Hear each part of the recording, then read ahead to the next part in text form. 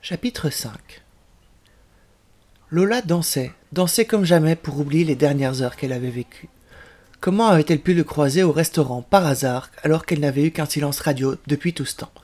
Elle avait disparu de la circulation, elle avait fait ce qu'elle devait faire, ce qu'il voulait à vrai dire, mais rien, jamais. Il faut dire qu'après le peu de réponses qu'elle avait reçues à ses lettres, c'était elle qui avait pris les devants et coupé les ponts avec lui.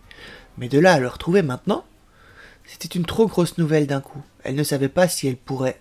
Lola, concentre-toi, tu rates la moitié, là. Reprenant ses esprits et cessant d'y penser, elle se retourna et poursuivit la chorégraphie.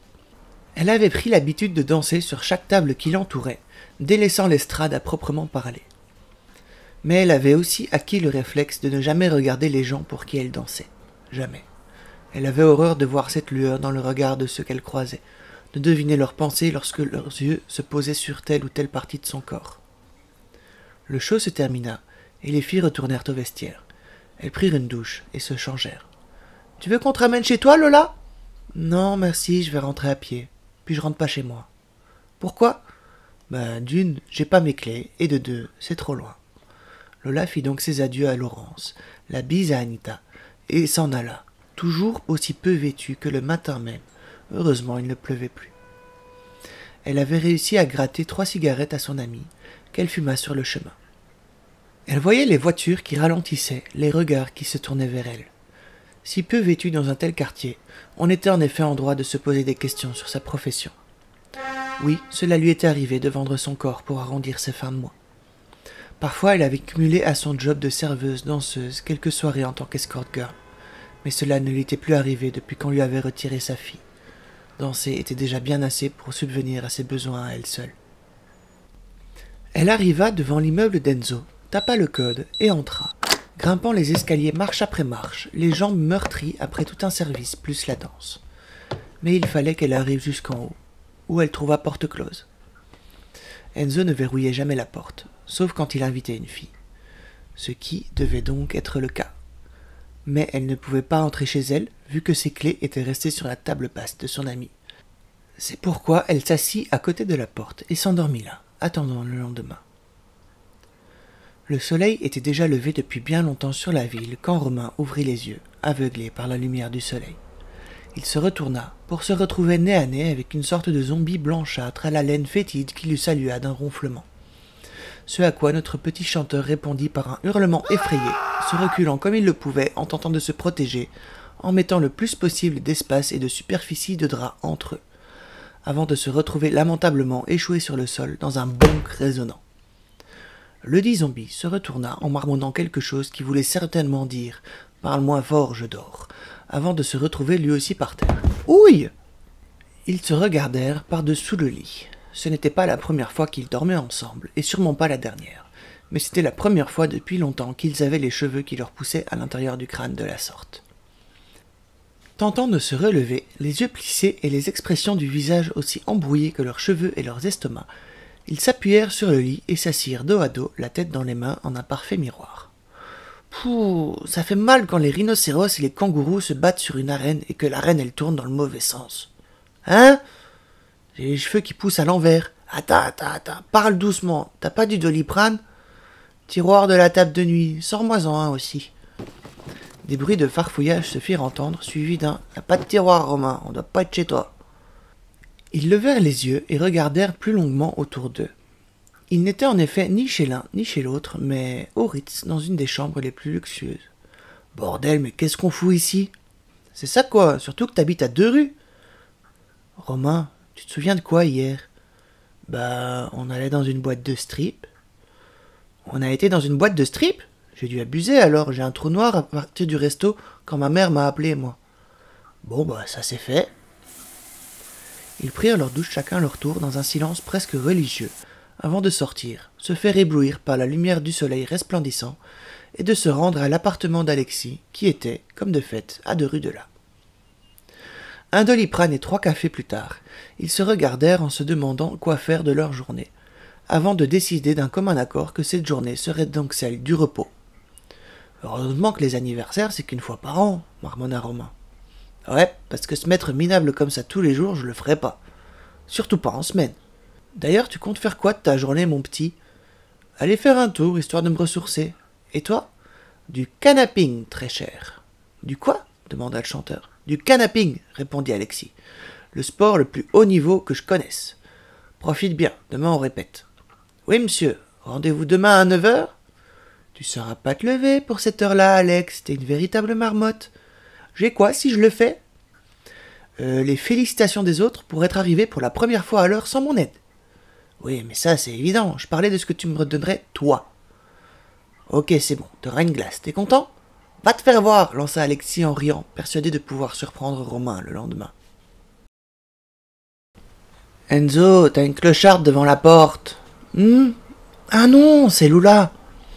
Le jeune homme sortit sur le pas de la porte, prit la blonde dans les bras et alla la coucher dans son lit sous les questions assaillantes d'une voix féminine ultra aiguë et perçante.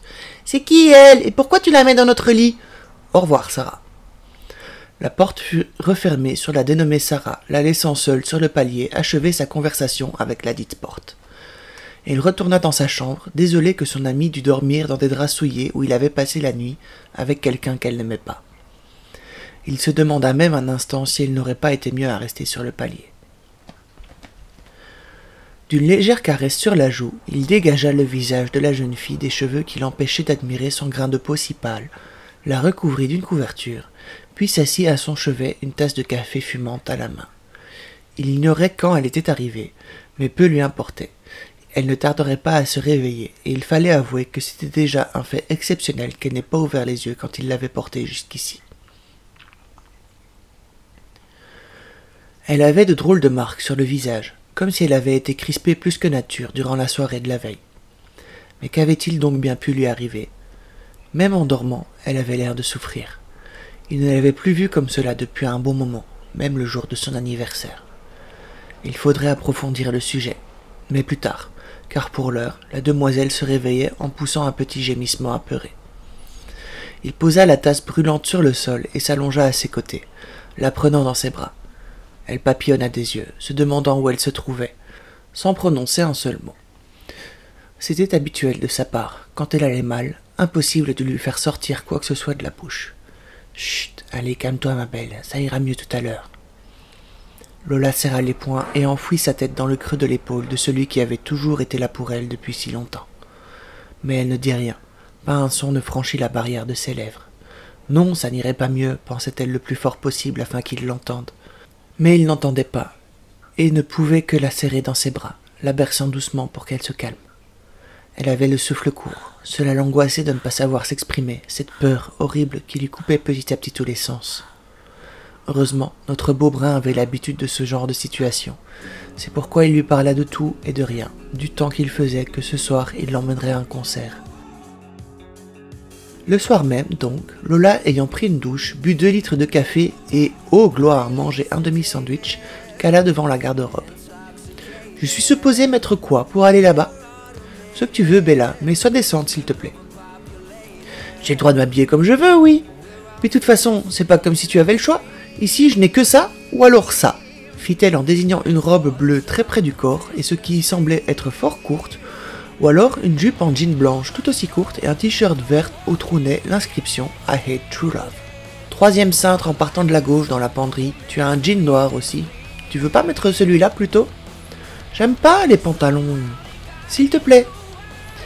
Et Lola se décida donc pour le dit jean noir, le t-shirt ainsi que des hauts talons tout aussi noirs et une veste en cuir.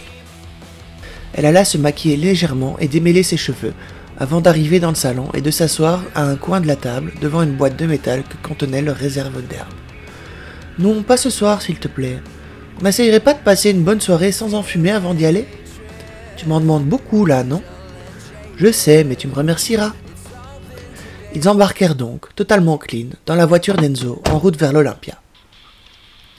En chemin, alors que la radio crachait tellement qu'on reconnaissait à peine Master Passion Greed de Nightwish, Lola baissa le son, respira un grand coup avant d'entamer une conversation qui serait difficile pour son moral, mais qu'elle se devait de tenir. « Tu sais le frère pour qui je suis venu à Paris ?» Ces mots semblaient ne pas vouloir passer la barrière de ses lèvres. Cela lui arrivait souvent lorsqu'elle tentait de parler à Enzo. Trouver les phrases adéquates à ce qu'elle ressentait lui semblait une véritable épreuve, et dans ces moments, elle se sentait tellement vulnérable qu'elle n'avait l'impression d'être nue devant une foule entière. Celui à cause de qui tu détestes ton anniversaire, qui n'en a jamais rien eu à ficher de toi, qui a préféré te laisser te faire humilier par des gamins de ton école plutôt que de te défendre, qui ne passait plus de temps avec son meilleur ami qu'à tenter de connaître sa petite sœur? Le même grand frère qui n'a jamais répondu à aucune de tes lettres et qui n'a jamais été fichu de voir à quel point sa petite sœur était brillante et l'admirait? Lola bloqua sa respiration quelques secondes avant de répondre. Enzo détestait Alexis, pour le peu qu'elle lui en avait parlé en disant, et son énervement transperçait dans sa voix. « Oui, celui-là. Eh ben quoi ?»« Je l'ai vu hier soir. »« Ah !» Le ton se calma légèrement. « Ça explique ton état de ce matin. »« Et ça s'est passé comment ?»« Il était avec des amis à lui, il avait bu, il ne m'a pas reconnu. End of the day. Tadam! Belle histoire, non ?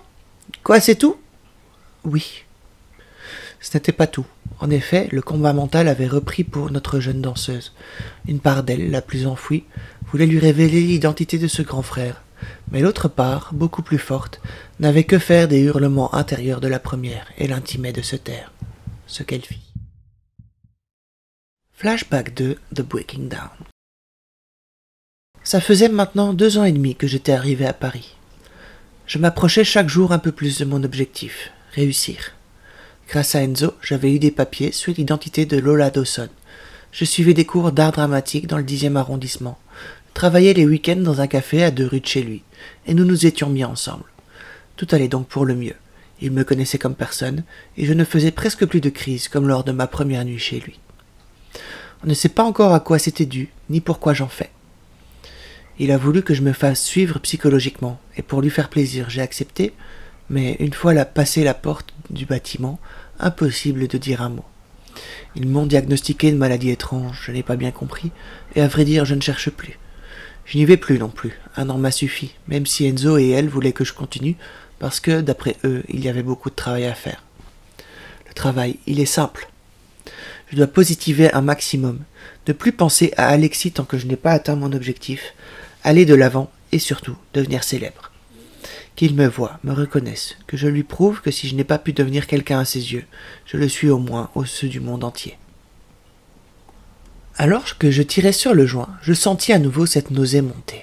C'est pas vrai, je m'enfournai dans les toilettes et remis mon café, oui, uniquement. Je ne mange presque plus, je ne digère plus rien depuis une bonne semaine. Enzo veut que j'aille voir un docteur, j'ai beau lui dire que ce n'est qu'une grippe passagère, il n'est pas tranquille. Il faut dire qu'il sait à quel point mes études sont importantes pour moi et que, dans cet état, je suis incapable de me concentrer correctement. Tant pis, j'y arriverai. Si j'ai des nouvelles de mon frère, aucune, et je dois dire que, là tout de suite, je lui en veux à mort. Sans lui, je n'aurais jamais eu cette stupide grippe qui m'empêche de faire quoi que ce soit. « Lola, je suis rentré !» fit une voix dans le salon. Entendant que je ne lui répondais pas, il jeta un coup d'œil dans la chambre, la traversa et me vit assise à côté de la cuvette des WC, blanche comme le carrelage, pétard en main, dans un de ses t-shirts. On va chez le doc. « Mais ça va, t'inquiète, regarde, je vais bien !» Enzo ne répondit pas et m'enveloppa dans une couverture malgré mes protestations, me chargea dans sa voiture et m'emmena 2 rues plus loin. J'aime beaucoup Renaud, le chanteur, oui, mais qu'il se servit de ses paroles pour moi, ça faisait mal. Très mal. Il écoutait cette chanson en boucle depuis qu'on était rentré, c'était atroce. Quoi Lola, on n'est pas bien ensemble, tu crois pas qu'on est déjà bien assez nombreux? Il ne mit pas le reste de l'album, ne prononça plus un mot et me regarda à chaque fois que ce passage était diffusé par les haut-parleurs. Je ne savais pas quoi faire. Encore de sa faute. Si seulement je n'avais pas existé. Bon, je prends rendez-vous alors? Mais je t'ai dit que j'en savais rien. C'est pourtant pas compliqué, tu dois faire un choix. Ta vie de rêve, où tu vis ce que tu as toujours désiré, les cours, la célébrité, la reconnaissance de ton frangin, et moi, ou alors le bébé. C'est à toi de voir si tu veux tout gâcher ou non. Mais je ne veux pas de ce môme dans cette maison. Je peux plus l'enlever, ça fait 4 mois, c'est trop tard. Vous vous demandez sûrement comment je ne m'en étais pas rendu compte avant. C'était un oubli tout bête de pilule, comme j'en ai eu des dizaines depuis que je suis arrivé ici. Mais celui-là est apparemment tombé au mauvais moment, et additionné à un déni, le fait était là. Il était trop tard pour l'enlever. Et je ne pense pas que j'aurais voulu de toute manière. Enfin, je l'aurais probablement fait pour ne pas gâcher mes projets, mais là, c'était trop tard, je ne pouvais plus rien faire, à part prier pour qu'il change d'avis et l'accepte. Au lieu de quoi, vers le mois de novembre, je commençais à chercher un nouvel appartement. Il me posait un nouvel ultimatum. Si j'accouchais sous X et abandonnais la petite, je pouvais rester. Si je décidais de la reconnaître, je partais. J'emménageais donc le 8 décembre, après 5 jours d'hôpital, une valise dans une main et Amica dans l'autre. C'est là que commencèrent la déchéance et la descente aux enfers.